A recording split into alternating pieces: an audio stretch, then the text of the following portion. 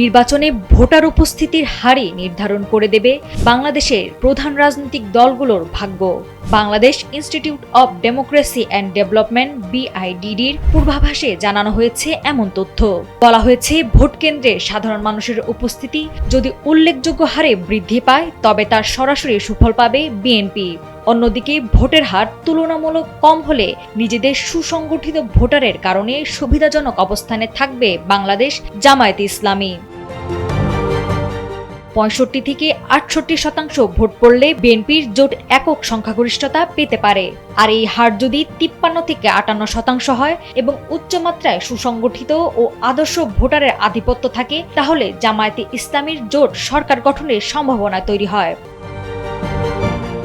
সংসদ নির্বাচন নিয়ে এর আগে 3টি পূর্বাভাস প্রকাশ করেছে BIDD। চতুর্থ এই পূর্বাভাসে তারা নির্বাচনের সম্ভাব্য ভোট পড়ার হার, দলগুলোর আসন ভিত্তিক ফলাফল, ভোটের হারের তারতম্যের কারণে ফলাফল কিভাবে পরিবর্তন হতে পারে এবং ভোটের কেন্দ্রের সম্ভাব্য ঝুঁকি বিশ্লেষণ করেছে। BIDD তাদের নির্বাচনী পূর্বাভাস তৈরিতে প্রচলিত জনমত জরিপের বাইরে গিয়ে একটি আধুনিক গবেষণা পদ্ধতি ব্যবহার করেছে।